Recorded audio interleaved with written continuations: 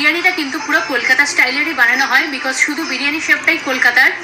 কারণ কলকাতায় যদি এখন দিল্লি স্পেশাল বিরিয়ানি হয় খুব স্পাইসি হবে আর আলু থাকবে না, যেটা আমরা সচরাচর পছন্দ করি না। আমাদের কথা ভেবে এখানে বিরিয়ানিটা স্পেশালি কলকাতা স্টাইলে বানানো। সো কলকাতার বিরিয়ানির মধ্যে যেমন হয় আলু থাকে, একটা ডিম থাকে, আলু, তারপরে মাটনের পিস, দুটো পিসই বেশ ভালো ভালোই পিস ছিল, আর পিসগুলো ঠিকঠাক ছিল, মানে সব বলবো ঠিকঠাক অ্যাভারেজ পিস ছিল।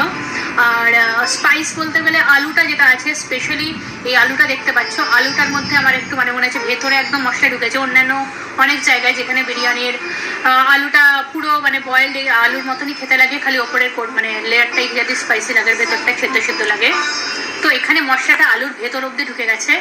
অ্যান্ড যাদের একটু মিডিয়াম স্পাইসি পছন্দ, ডেফিনেটলি এই বিরিয়ানিটা ভালো লাগবে। আর ফ্লেভারটা নর্মাল অন্য জায়গায়